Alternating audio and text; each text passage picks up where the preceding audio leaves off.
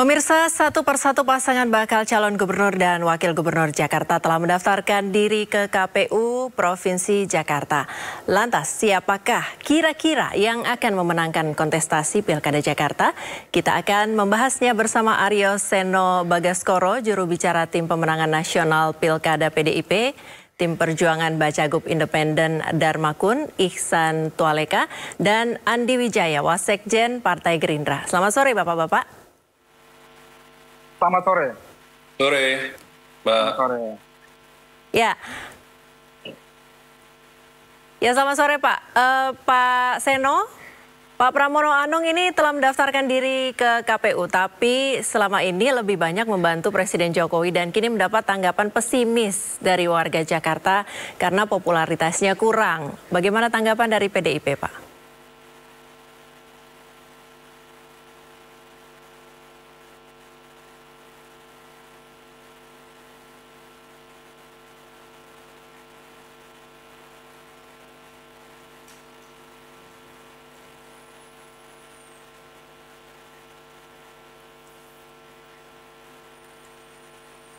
Ya, selamat sore Pak Seno.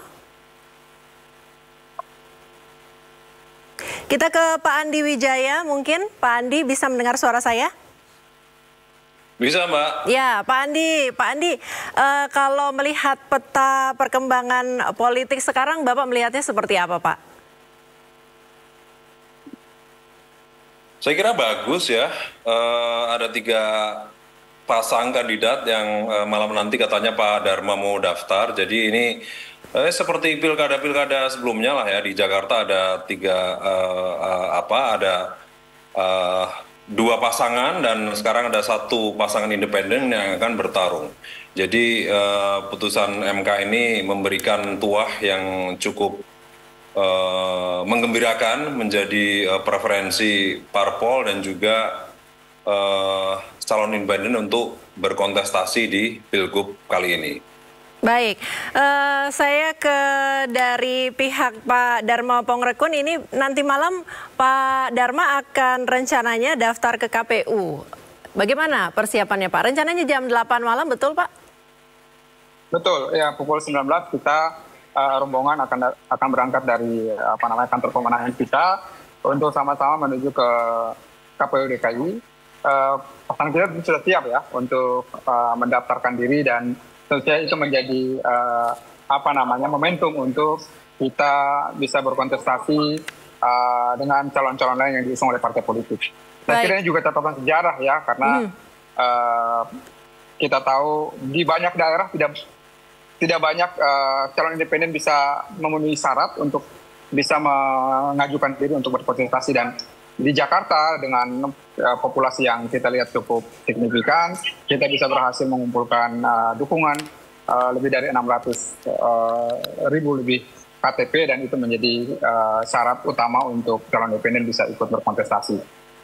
Ya, apa visi yang ditonjolkan oleh pasangan ini Pak? Mengingat ini 2 yang lain adalah calon kuat ini. Ya, ini kuat. Tidak kuat ini kita kan harus lihat dari perspektif mana kan. Buktinya tadi juga kita misalnya untuk calon yang usung PDIP juga kan kita belum melihat hasil surveinya sejauh ini ya. Jadi parameternya apa? Tapi saya kira sebagai calon independen yang nggak punya kaitan dengan kekuatan atau elit politik manapun, tentu akan lebih fleksibel untuk menentukan langkah-langkah dan sikap politik apa yang akan dilakukan, terutama dalam membangun Jakarta. Kalau kita bisa melihat di media sosial misalnya, Dharma Pongrekun dan Kun Wardana ini atau Dharma Kun ini mengusung title atau mengusung slogan atau mengusung tema utama adalah menyelamatkan keluarga. Jadi kami atau tim Dharma Kun ini melihat bahwa keluarga adalah fondasi utama dalam pembangunan dimanapun, termasuk pembangunan di Jakarta.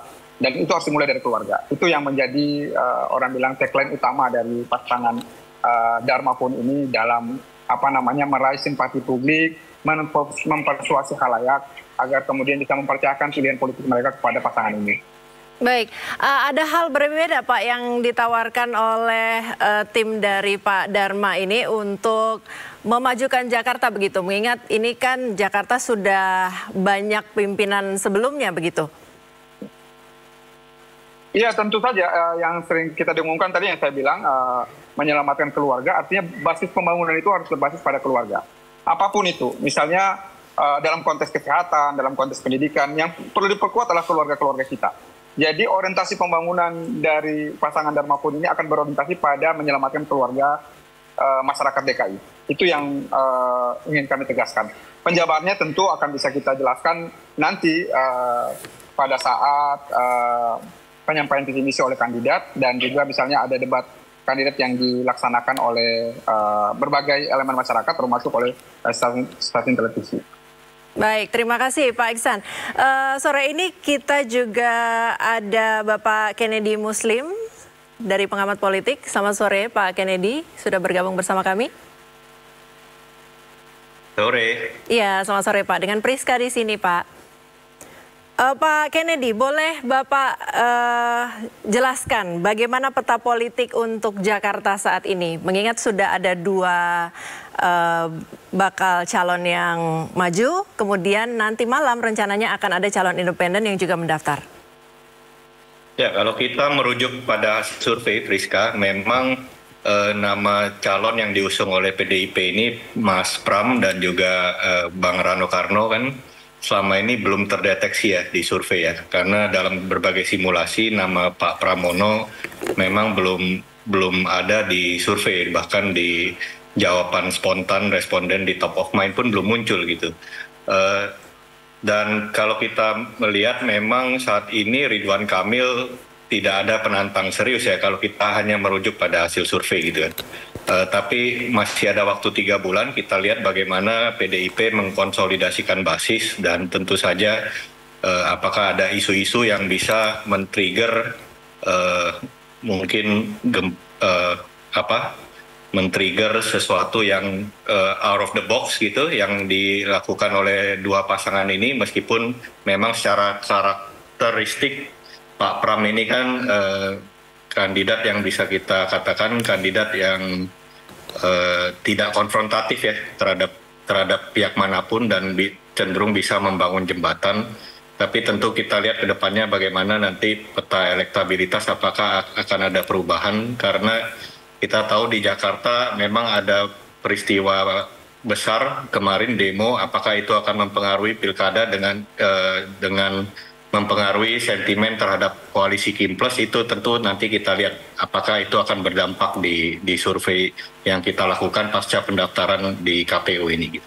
Ya, untuk Bapak tadi sempat menyebut 3 bulan waktunya. Apakah menurut pengamatan politik Bapak, 3 bulan ini waktu yang cukup untuk meyakinkan masyarakat Jakarta untuk memilih pasangan ini? Dalam situasi yang normal tentu 3 bulan waktu yang sangat singkat ya. Kalau kita merujuk pada Pilkada 2012, sewaktu itu Pak Jokowi juga Pak Jokowi ketika itu maju melawan Foke itu kan juga di angka survei di bawah 10% gitu. Tapi itu kan jauh-jauh hari ya, mungkin 1 tahun sebelumnya udah mulai muncul gitu nama Jokowi digadang-gadang akan maju di Pilgub gitu. Dan ini waktu tersisa 3 bulan memang PR besar ya bagi pasangan Pak Pram dan Rano Karno untuk mengejar ketertinggalan dari nama kandidat kuat lainnya yang saat ini kalau terekam di survei itu kan Pak Ridwan Kamil gitu yang diusung oleh koalisi raksasa Kim Plus. Tapi itu tadi kuncinya mungkin kita perlu melihat apakah ada efek dari demo terhadap sentimen terhadap koalisi Kim Plus ini. Seberapa besar efeknya gitu, dan bagaimana itu bisa merubah peta pilkada. Tapi tentu saja 3 bulan itu waktu yang singkat gitu ya maksudnya. Jadi memang PR-nya sangat besar bagi PDIP dan juga pasangan Pramono Anung dan Rano Karno gitu untuk mengejar ketertinggalan mereka, setidaknya berbasiskan data survei sejauh ini gitu. Baik, strategi apa yang kira-kira kuat untuk meyakinkan masyarakat Jakarta? Mengingat Jakarta ini menjadi daerah khusus ibu kota Jakarta, kemudian tidak lagi menjadi ibu kota. Ya, tentu sudah menjadi standar, kecuali di Pilkada 2017 ya, saat itu memang ada isu primordial yang bermain karena kandidat waktu itu kan sangat head to head antara Ahok dan Anies gitu ya, sangat pertarungan sangat keras, dan ada isu primordial yang bermain di sana, tapi saya yakin untuk pilkada kali ini relatif akan lebih kondusif, tidak ada lagi isu primordial yang akan bermain. Jadi ya yang kita harapkan tentu saja pertarungan kampanye programatik gitu ya, apalagi Jakarta ini kan setelah tidak lagi nanti menjadi ibu kota, tapi tentu saja masalah urban itu semakin pelik gitu loh di Jakarta, masalah banjir, masalah kemacetan, masalah polusi, dan itu yang kita tunggu sama-sama bagaimana tiga kandidat ini nanti akan beradu gagasan dan visi misi yang lebih bersifat teknokratis dan juga programatik gitu loh terhadap Jakarta gitu. Dan terkait dengan strategi PDIP sendiri, menurut saya mereka tentu akan tetap mengangkat isu-isu terkait dengan demokrasi dan juga kebebasan berpendapat, dan selain juga bagaimana memajukan program-program yang bisa membantu mengatasi problem-problem urban di Jakarta gitu. Baik, ngomong-ngomong soal PDIP dan problem urban, Pak Seno dari PDIP sudah bergabung bersama kita. Selamat sore Pak Seno. Sore Mbak. Ya, Pak Seno, ini tadi kami sempat membahas tentang apa strategi yang akan digunakan di pilkada untuk menang begitu. Mengingat ini sudah ada 2 calon, kemudian akan ada 1 lagi dari jalur independen yang akan masuk nanti malam. Apa strategi yang akan dipakai Pak untuk menang? Ya, strateginya tentu terus turun ke bawah.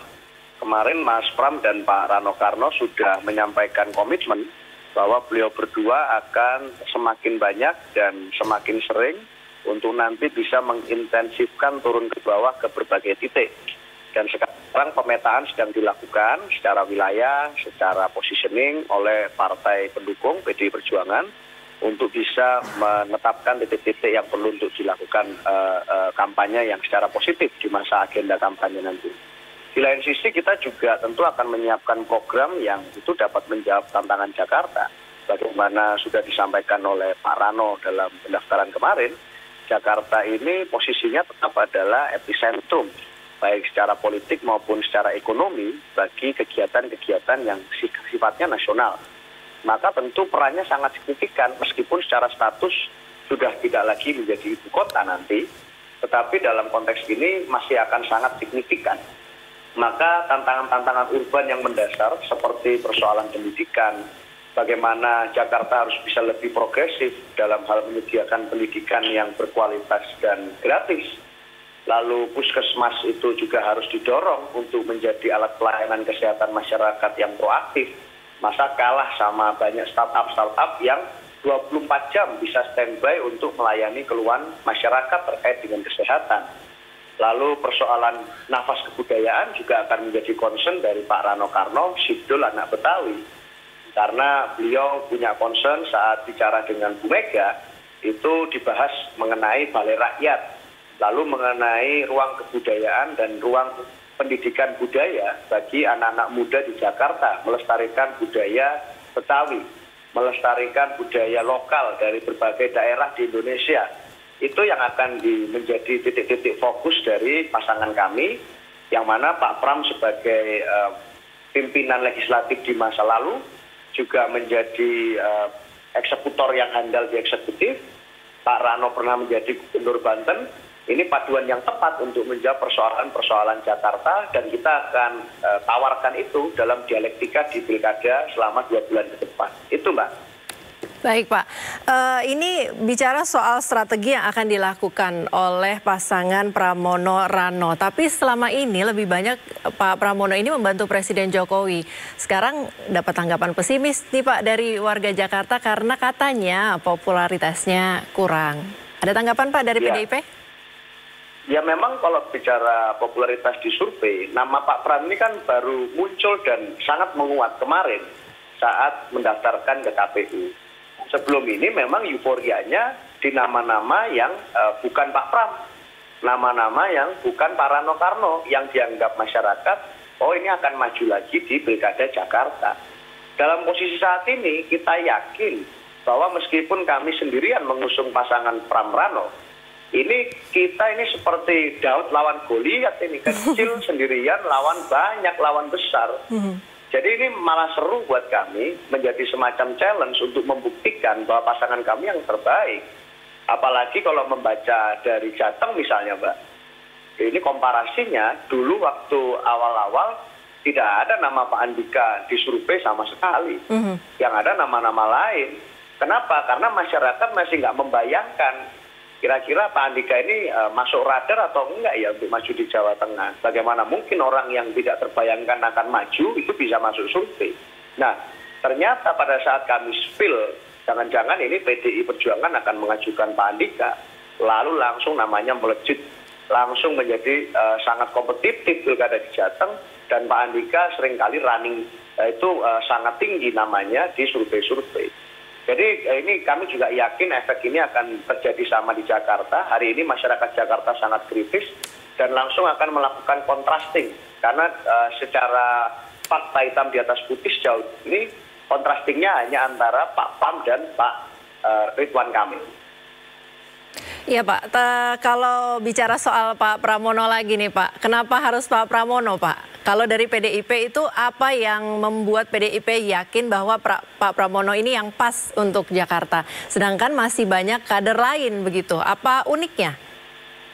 Ya selain bicara pengalaman politik yang panjang dan lengkap, beliau ini seringkali menjadi komunikator yang sangat handal di saat-saat turbulensi dan dapat memenangkan situasi. Contohnya pada saat awal reformasi dulu, tahun 2000-an awal, itu beliau menjadi pimpinan lembaga legislatif di DPR dan berhasil mengesahkan, menggedok palu berbagai undang-undang yang fundamental untuk demokrasi kita, termasuk undang-undang terkait perlindungan saksi dan korban. Lalu pada saat beliau menjadi pimpinan DPR di era tahun 2014, di saat ada potensi perpecahan yang itu akan membuat semacam DPR bayangan dan beliau diajukan menjadi pimpinan di DPR bayangan itu, beliau menolak dan melakukan komunikasi politik yang melingkar sehingga kesatuan dan keutuhan lembaga DPR terjaga, marwahnya terjaga. Artinya beliau mampu menjadi komunikator yang sangat handal bagi berbagai platform dan ideologi kebijakan partai. Di dalam konteks Jakarta saat ini, kita butuh komunikator yang handal untuk bisa bicara ke banyak segmentasi pemilih. Mau itu segmentasi pendukung Pak Ahok yang sangat militan, segmentasi pendukung Pak Anies yang juga tidak kalah militan, maupun segmentasi pendukung di luar ceruk beliau berdua. Ini Pak Pram dan Pak Rano kami anggap dapat menyampaikan dengan sangat baik. Mas Pram dengan culture sosiologisnya yang memang dekat dengan kultur Jawa, Pak Rano Karno yang itu terkenal sebagai sidul anak Betawi punya gaya komunikasi politik yang sangat melingkar dan komunikatif. Buat kami ini sangat penting untuk menjaga prinsip dan nilai-nilai yang diperjuangkan oleh partai di pilkada kali ini. Poinnya di situ, Mbak. Baik. Terima kasih Pak Seno. Sekarang saya mungkin beralih ke isu soal target pemilih dari ketiga calon ini. Walaupun Pak Dharma Kun belum mendaftar resmi, malam hari ini nanti baru akan mendaftar, tapi mungkin boleh diberi gambaran begitu Pak, target pemilih dari masing-masing calon ini siapa saja? Saya ke Pak Andi dulu mungkin Pak. Yap, gimana Pak? Target pemilihnya siapa saja Pak? Masyarakat Jakarta ini yang disasar begitu, siapa Pak? Ya, pertama dari sisi kesukuan, saya kira paling tinggi adalah suku Jawa ya di Jakarta ini. Oke. Kira-kira 5% di bawahnya Betawi, di bawahnya Sunda gitu. Jadi kenapa kami membawa atau menduetkan RK dengan Pak Suswono ini salah satunya adalah karena faktor suku ya. Jadi bagaimanapun juga beberapa kilas balik yang lalu ternyata magnet masyarakat Jawa ini sangat tinggi sekali di DKI ini. Yang kedua adalah pemilih anak muda. Kita tahu sendiri di Jakarta ini etalase Indonesia ya, anak mudanya juga kreatif ya, inovasinya sangat tinggi. Jadi satu kata inovasi ini di Jakarta ini benar-benar menggelegar gitu Mbak. Jadi Pak Ridwan Kamil bisa menjemput potensi-potensi anak muda yang dengan berbagai talenta ini untuk dikolaborasikan dengan pemerintahan ke depan, dengan pemerintahan RK ke depan. Jadi ini yang menjadi backbone kami ya, pemilih-pemilih muda, kemudian yang sifatnya kesukuan, ini yang menjadi backbone kami untuk menjadi modal suara ya, pemilih yang akan kami jadikan ujung tombak nanti ke depan. Saya kira itu sih, Mbak. Baik, terima kasih Pak. Saya mungkin ke Pak Iksan. Pak Iksan, target pemilihnya siapa Pak? Ya tentu kita tahu party ID atau orang-orang yang mengidentifikasi dirinya dengan partai politik di Indonesia termasuk di Jakarta ini sangat kurang ya. Artinya ada banyak ceruk yang bisa kita sasar terutama pemilih pemula atau pemilih muda. Ini tentu menjadi market atau captive market yang akan kita rebut. Yang kedua, berbeda dengan calon yang diusung partai politik, kita ini didukung atau telah didukung oleh pemilih yang menyerahkan dukungannya dan KTP-nya, dan mereka ini adalah basis kita yang utama. Ini yang akan kita gerakan, ini akan kita optimalkan agar setidaknya masing-masing orang yang telah memberikan dukungan ini akan memperluas dukungannya di komunitas mereka, di lingkungan mereka. Kita bisa bayangkan saja kalau misalnya satu orang dari 600 lebih ini setiap orang bisa mengumpulkan misalnya lebih dari 100 orang dukungan atau pemilih yang akan berafiliasi atau memberikan dukungan politiknya ke pasangan Dharma pun tentu kita akan bisa meraih suara yang signifikan. Ini yang kemudian mendasari kita untuk optimis bisa bersaing atau berkontestasi secara baik dengan calon-calon yang diusung oleh partai politik, baik oleh yang diusung oleh koalisi gemuk maupun oleh koalisi yang kurus ya, seperti yang tadi disampaikan oleh teman-teman dari pendukung Pak Pramono. Jadi itu saya kira menjadi kekuatan kita. Yang pertama adalah pemilih pemula karena kita tahu jumlahnya cukup signifikan. Pemilih pemula kita itu bisa lebih dari 35% dan kemudian itu yang akan menjadi sasaran utama kita untuk kita rebut. Dan yang paling penting juga adalah orang-orang yang telah atau sejauh ini memberikan dukungan kepada kita melalui KTP maupun surat dukungannya itu yang akan kita kapitalisasi, akan kita perkuat lagi lebih dalam sehingga mereka bisa bekerja door to door dari keluarga kerabat mereka untuk nantinya bisa membantu kita untuk meraih dukungan yang signifikan tadi. Ya, ini tadi terkait target pemilih, Pak. Sudah jelas sepertinya ya pemetaannya begitu. Tapi kalau bicara tentang tantangan, pasti ada tantangan dalam setiap kontestasi. Apa yang diantisipasi oleh pasangan Dharma Kun?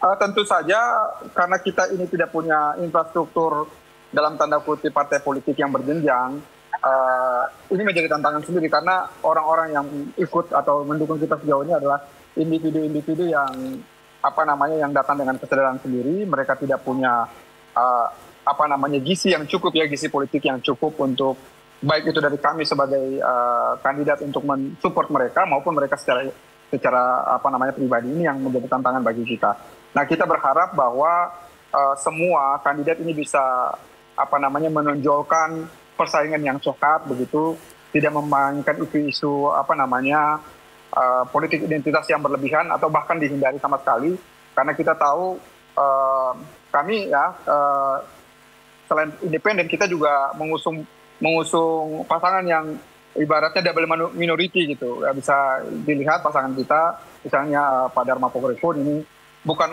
orang Jawa ya, dari luar Jawa, orang Sulawesi, kemudian secara religi juga bukan dari yang berlatar belakang mayoritas. Nah, kita berharap ini tidak kemudian menjadi sesuatu yang kemudian diolah atau dijadikan sebagai bahan politik untuk mendiskreditkan pasangan kita. Itu kita berharap semua kandidat bisa memberikan pendidikan politik yang baik, kemudian bisa bersaing secara sehat, dan kita biarkanlah masyarakat Jakarta yang kita tahu rata-rata berpemilih rasional, pemilih yang bisa menentukan pilihan politiknya secara cerdas dan dewasa, bisa mengambil keputusan politiknya.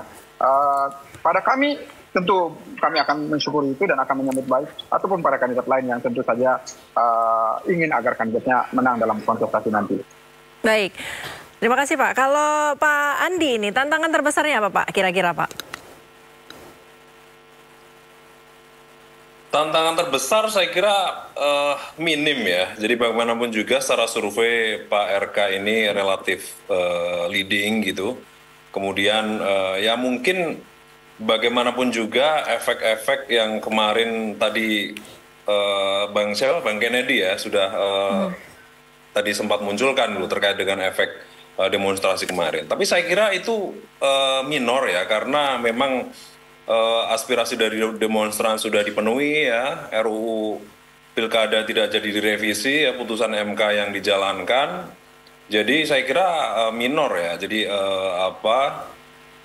sentimen terkait dengan isu tersebut gitu. Jadi saya rasa Kim ini meskipun bisa dianggap memborong banyak partai gitu, banyak dukungan gitu. Tapi saya kira aspirasi dari kemarin tuntutan masyarakat sudah dijalankan gitu. Jadi banyak nih contohnya PDIP bisa mengusung sendiri ya, gitu. Bahkan independen pun juga bisa daftar gitu. Sebenarnya kan ruang-ruang ini sudah ada gitu.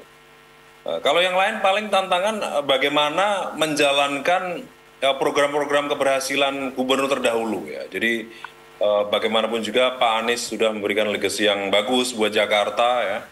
Misalkan untuk transportasi, untuk kemudian untuk integrasi transportasi, kemudian untuk bidang pendidikan, kesehatan, itu yang perlu dijalankan oleh RK dan Suswono ke depan ya, pasangan Ridho ke depan. Ini yang menjadi yang tidak mudah. Saya kira masyarakat pun sudah bisa menikmati beberapa program-program yang bisa dinikmati gitu, dan ini yang menjadi tantangan untuk dijalankan, untuk diteruskan. Jadi kita tahu semua Pak RK ini membawa slogan baru ya, Jakarta Baru, Jakarta Maju gitu. Jadi ini kan sebenarnya secara filosofi adalah menjalankan program yang terdahulu yang sudah dijalankan oleh gubernur terdahulu gitu. Jadi itu sih Mbak. Baik, target pemilihnya ini sudah jelas, kemudian tantangan ada tetapi sudah diantisipasi. Pak Kennedy mungkin bisa memberikan insight untuk masyarakat, hal-hal apa yang perlu menjadi perhatian supaya nanti pada bulan November bisa memilih pilihan yang tepat begitu Pak. Karena ini ada 3 calon, kemudian selain plus minusnya dan juga visi misi yang ditawarkan, apa sih yang perlu diperhatikan oleh masyarakat? Ya, kalau kita bicara soal Pilkada Jakarta ini 3 bulan lagi, itu ada 2 hal yang ingin saya lihat. Tentu saja kemana arah pendukung Anies akan berlabuh ya, itu bisa menjadi game changer juga gitu. Apakah Pak Anies memutuskan akan mengendorse salah satu dari 2 kandidat utama yang bersaing nanti tanpa mengesampingkan kandidat independen ya Pak Dharma Pongrekun, tapi yang kemungkinan besar pertarungan kerasnya akan terjadi antara calon yang diusung PDIP, partainya Mas Seno, melawan Ridwan Kamil yang diusung oleh Kim Plus nanti gitu. Kedua, tentu saja tadi Mas Seno sudah sedikit memberi gambaran, ini akan menarik karena seperti pertarungan David melawan Goliat kan. Jadi bagaimana PDIP bisa mengharness underdog effect itu menjadi sesuatu kekuatan gitu untuk menjadi penopang kemenangan dari Pak Pramono dan Pak Rano Karno gitu. Untuk kedepannya kita harapkan tentu saja bagi masyarakat Jakarta bisa disuguhi dengan pertarungan program dan juga pertarungan visi misi yang lebih berkualitas, tidak lagi mengulang pilkada di 2017 yang keras dan juga kental dengan sentimen primordial ya. Kita harapkan itu sudah tidak lagi terjadi sehingga pemilih Jakarta bisa disuguhi dengan pertarungan gagasan yang lebih berkualitas untuk membangun Jakarta yang lebih berkualitas juga ke depannya. Baik, terima kasih Pak. Pak Aryo Seno, Pak Ihsan Tualeka, Bapak Andi Wijaya dan juga Bapak Kennedy Muslim. Terima kasih untuk hadirannya sore hari ini di Sindo Sore, telah bergabung bersama kami. Salam sehat. Terima kasih, salam sehat. Ya.